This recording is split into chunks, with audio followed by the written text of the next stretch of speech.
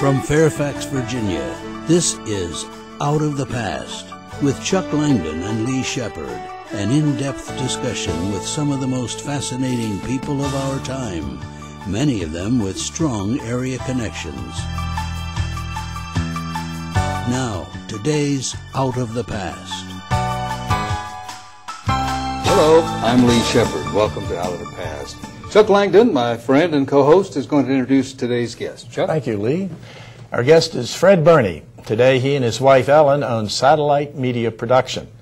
Early in his career, in the 1960s, Fred produced an independent feature film.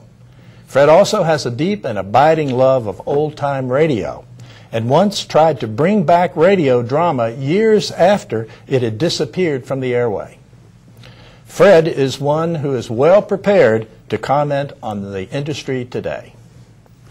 Fred, welcome. Lee, Chuck, thank you for having me here. Thank you for being here. Let's talk about the film first, Fred. Once Upon a Coffee House. It was a film I did back in 1964. The idea really came out of doing a radio show at a coffee house that led to making a movie about the trials and tribulations of running a coffee house. And it gave me an experience as far as making a feature film. I also learned that it's easier to make a film than to get it distributed. So it only took 42 years after the film was made to actually get a distributor to get the film out there. People who weren't around back then don't realize how important coffee houses were in the 60s. They were just coming into their own, and it was a big thing. It was. Actually, it was interesting because it gave performers a chance to get up on stage, and these were people that, well, even like Woody Allen started at a coffee house, and in this case, I found Joan Rivers appearing at a coffee house. She was with a group called Jim, Jake, and Joan. And she later went out on her own, and the rest is history. Well, you more or less discovered her. I like to think I discovered Joan Rivers. Well, it must have been an entirely different effort to do it in those days. Our viewers today, the young people watching, have the capability of using computers and portable cameras. What did you have to go through to produce a film, finance it? And my father actually put the money up for the picture, but he started by telling me that I could have $30,000 to make a movie. And I knew the budget was going to be far above that, so I said, Dad, it would probably take closer to $60,000, and he said, wash your mouth out with soap. So that was the start of it. But it's true, we actually made a union picture. We decided to go union, so we got the union bug, which meant we were paying everyone scale. And we used a Mitchell camera, so where instead of using the smaller cameras that were available at the time, we used a very large camera. Basically, we did this the way Hollywood would make a movie. So it was, and today, of course, you can take a camera that's, yay big and go out and shoot video, and you're done with it. We had to shoot the film, have it processed, edit the film, and then add all the extras that need to be added, and then finally go to a lab, have it printed, and then take it from distributor to distributor to show it. Something as simple as putting a title on a film was very involved back then. Well, we actually hired a company to do our credits, to do our opening titles. They came in and they looked at the film. We gave them a list of all the names, and then they put it together. We did a little animated opening. At that time, I think the Pink Panther had been made a little before then, and they thought it might be clever to use like a little clever cat and mouse, since the opening song talks about a cat and mouse. So they kind of limited animated a cat and mouse with all the opening credits. had you studied film or broadcasting? Well, I went to the University of Miami and majored in radio, television, and film. Most of my classmates pushed into television, as where I got hooked on film. I just liked the idea of working at something. I liked editing, because with live television, you do it, it's there, and then it's gone. But I like the idea of being able to be really creative with it, shoot something, and then work on the editing. What a shame that you didn't have the equipment that they have now, as you mentioned, cameras which fit in your hand. Well, that and a computer. I mean, today when we make videos, it's a lot easier than back then, and it's easier to work with. It works a lot faster. We can do things just like you say, just as simple as putting a title. Just type it in and put it up there, and taking it around. I mean, when our film is on two large canisters. It's 35 millimeter film, so you're talking about something that weighs quite a bit, and to have to ship that around when we were trying to get a distributor was extremely costly. Probably some of the techniques you learned in those days are what you use producing video today. Yeah. You couldn't have imagined we would have the video production we do today, and you do it as an independent? I actually started even before that with my own recording studio. I was in high school, and I started a recording studio back in 1956.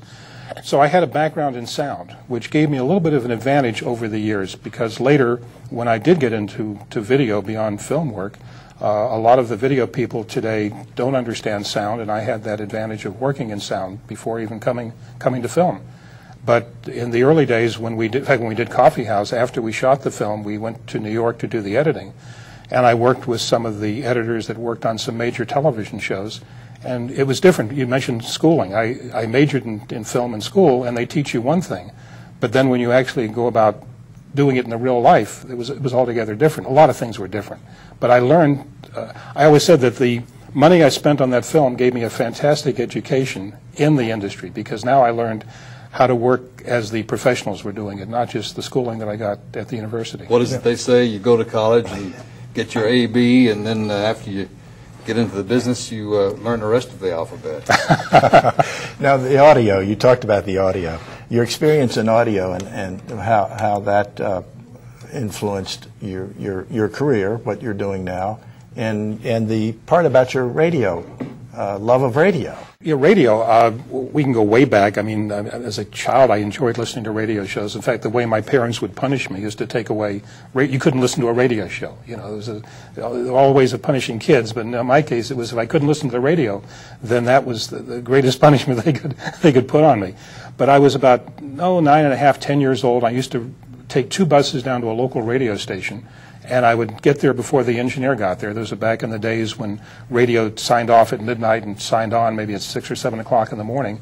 And I would get there before the engineer and ride up in the elevator with him and watch him turn the station on, and sometimes he'd let me cue up a record.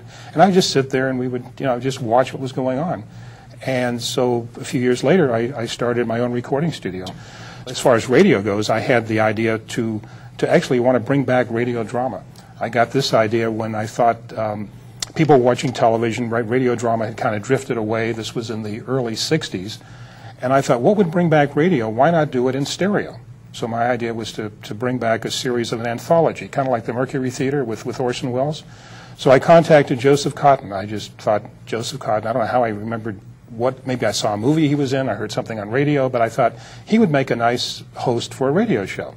So I wrote him a letter, and he said he would be interested in talking to me, and he was on his way to see his dentist in England. He was stopping off in Chicago for, I think, changing planes. Would I like to meet him for lunch? So I flew to Chicago. We had lunch together, and I said, this is the idea I had about radio. And he said he liked it. He said, but, talk to my manager and see what you can work out. Well, I had a very limited budget. The manager said, well, you can have Joseph Cotten for $500 a show. And my budget for the show was $500. So we really didn't get it off the ground, although I do have I have a letter from Joseph Cotten, telling me about he'd like to, work with me, and I have announcers that came in and radio people that came in, and we did a lot of rehearsals, and we did a lot of auditions to try out some voices and scripts for radio. But and even in college, I did a half-hour radio show in stereo just to show what I was trying to do.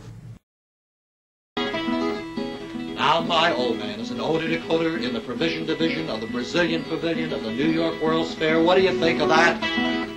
He wears odor decoder in the provision division of the Brazilian Pavilion of the New York World's Fair collar and an odor decoder in the provision division of the Brazilian Pavilion of the New York World's Fair hat. He wears an odor decoder in the provision division of the Brazilian Pavilion of the New York World's Fair raincoat and an odor decoder in the provision division of the Brazilian Pavilion of the New York World's Fair shoes. Everybody. And every Saturday evening he reads the Sunday news. And someday, if I can, I can be an odor decoder in the provision division of the Brazilian Pavilion of the New York World's Fair. The same as